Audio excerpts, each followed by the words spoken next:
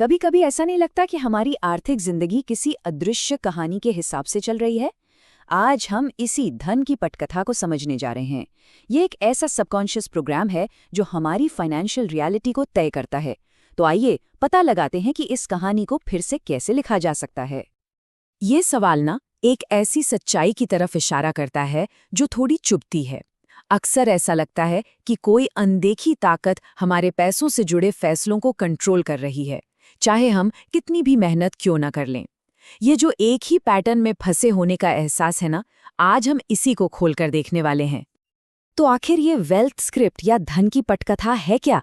इसे ऐसे समझिए कि ये हमारे दिमाग में एक तरह का सॉफ्टवेयर है, एक कहानी जो हमारे सबकॉन्शियस में बार बार चलती रहती है। और ये कहानी बनी है डर और कमी की उन बातों से जो अक्सर हमें विरासत में मिलती हैं। इसका सीधा मतलब ये हुआ कि हमारी आर्थिक स्थिति कोई इत्तेफाक नहीं है, बल्कि इस अंदरूनी कहानी का ही नतीजा है। और बस यहीं पर सब कुछ बदल जाता है। अहम सवाल ये है, क्या हमें इस पुरानी कहानी में बस एक किरदार बनकर रह जाना है या फिर डायरेक्टर बनकर इसकी बागडोर अपने हाथों में लेनी है? और ये फैसला सिर्फ हमारा है। ये स्लाइड इस फर्क को बहुत साफ साफ दिखाती है। देखिए, एक तरफ है किरदार जो बस उस स्क्रिप्ट पर चलता है जो उसे शायद समाज या परिवार ने दी है, और दूसरी तरफ है निर्देशक जो कहता है नहीं, कहानी मैं खुद लिखूंगा। ये हालातों का शिकार बनने से अपनी हकीकत का मालिक बनने तक का सफर है। तो वो क्या चीज़ है जो इस पुरानी हमें बांधने वाली कहानी को बार बार चलाती रहती है? इसे हम कमी का वायरस कह सकते हैं।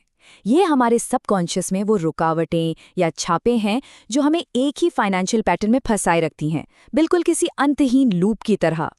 पहली छाप है कर्ज की। और सुनिए, ये सिर्फ पैसों के उधार की बात नहीं है। ये अंदर से नाकाबिल महसूस करने की एक गहरी भावना है जो बाहर की दुनिया में लगातार कर्ज की शक्ल में सामने आती है। और ये एक ऐसा चक्र है जो खुद को ही ताकत देता रहता है, जिसे तोड़ना लगभग नामुमकिन सा लगता है। अच्छा, दूसरी छाप थोड़ी हैरान करने वाली है, हार्मोन की छाप। इसका मतलब ये है कि कैसे हमारे गलत रिश्ते, जिन्हें यहाँ प्रेम भ्रम कहा गया है, हमारी सारी क्रिएटिव एनर्जी को सोख लेते हैं। और यही वो ऊर्जा है जिसकी ज़रूरत हमें कुछ नया बनाने, प्रॉब्लम सॉल्व करने और आखिरकार दौलत कमाने के लिए होती है। और तीसरी बड़ी छाप है पूर्वजों की। यह आइडिया बहुत दिलचस्प है। ये कहता है कि हमारी कई फाइनेंशियल परेशानियां पूरी तरह से हमारी अपनी हैं ही नहीं, वो एक विरासत है, कमी की सोच और सीमित करने वाली मान्यताएं जो पीढ़ी दर पीढ़ी हम तक पहुंची हैं और हमें इसका पता तक नहीं होता। तो संक्षेप में कहें तो ये वो मुख्य रुकावटें हैं, अंदर का कर्ज, थका देने वाले रिश्ते और विरासत में मिली कमी की सोच। और हाँ, एक चौथी भी है जो बहुत दिलचस्प है, स्थान की छाप। इसका मतलब है कि जिस जगह हम रहते या काम करते हैं, वहाँ की एनर्जी भी हमारी सफलता में रुकावट डाल सकती है या मदद कर सकती है। तो इसका समाधान क्या है? और यहीं पर बात दिलचस्प हो जाती है। पहला कदम ज्यादा पैसा कमाने की कोशिश करना नहीं है। नहीं, असली पहला कदम इन गहरी जमी हुई छापों को साफ करना है।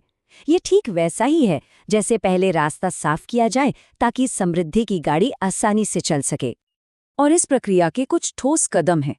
पहला, जागरूकता, अपनी जिंदगी में इस स्क्रिप्ट और इसके पैटर्न को पहचानना। दूसरा, स्वीकारोक्ति, उन सीमित करने वाली मान्यताओं को बिना किसी जजमेंट के लिखना और स्वीकार करना। तीसरा, क्षमा, खुद को और दूसरों को माफ करके उस फंसी हुई ऊर्जा को आजाद करना। और आखिर में जगह बनाना, एक अंदरूनी खालीपन तैयार करना ताकि समृद्धि की नई ऊर्जा वहां आ सके। एक बार जब पुराना कोड साफ होने लगता है, तो अब बारी आती है एक नई समृद्ध हकीकत को एक्टिवली लिखने और जीने की। चलिए देखते हैं कि ये असल में कैसा दिखता है। ये स्लाइड एक बहुत बड़ा फर्क दिखाती है।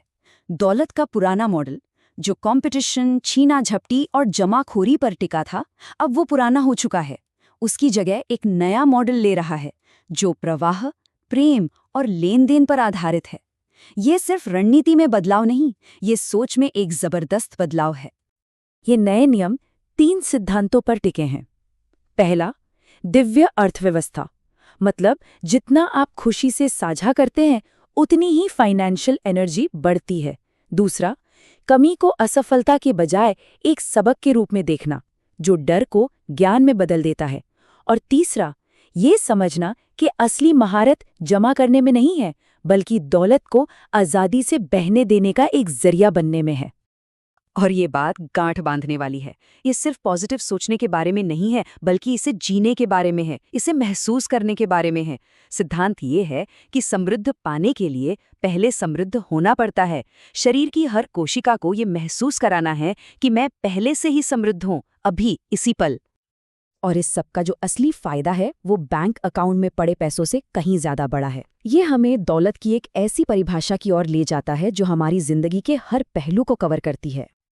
जैसा कि ये चार्ट दिखा रहा है, असली दौलत जीवन के अनुभवों का एक संतुलित पोर्टफोलियो है। फाइनेंशियल फ्रीडम इसका सिर्फ एक हिस्सा है। प्यार भरे रिश्ते, अच्छी सेहत और जीवन का एक मकसद, ये सब भी उतने ही जरूरी हैं।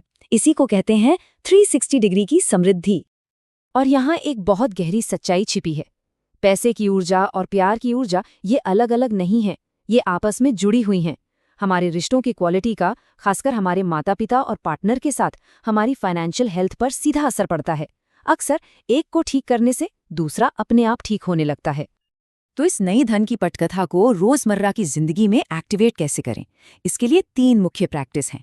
पहली, फ्रीक्वेंसी ट्यूनिंग, यानी रोजाना आभार और ध्यान से अपनी ऊर्जा को ऊंचा रखना। दूसरी, स्पेसिफिक विजुअलाइजेशन, यानी अपनी नई हकीकत की साफ और डिटेल्ड तस्वीरें मन में बनाना। और तीसरी, प्रेरित कार्रवाई, मतलब आंख बंद करके भागने के बजाय अपनी अंदर की आवाज सुनकर काम करना। और अंत में इस पूरी बातचीत का निचोड़ बस इतना सा है, अगर कोई अपनी बाहरी दुनिया को बदलना चाहता है तो उसे सबसे पहले अपनी अंदरूनी कहानी, अपनी पटकथा को फिर से लिखना होगा। असली बदलाव हमेशा हमेशा अंदर से ही शुरू होता है। और अब हम आपको इसी सवाल के साथ छोड़ जाते हैं, एक ऐसा सवाल जो सिर्फ सुनने से आगे बढ़कर कुछ बनाने की प्रेरणा दे। अपनी यात्रा शुरू करने के लिए बस कल्पना कीजिए, आपकी इस नई समृद्ध पटकथा का पहला सीन क्या है?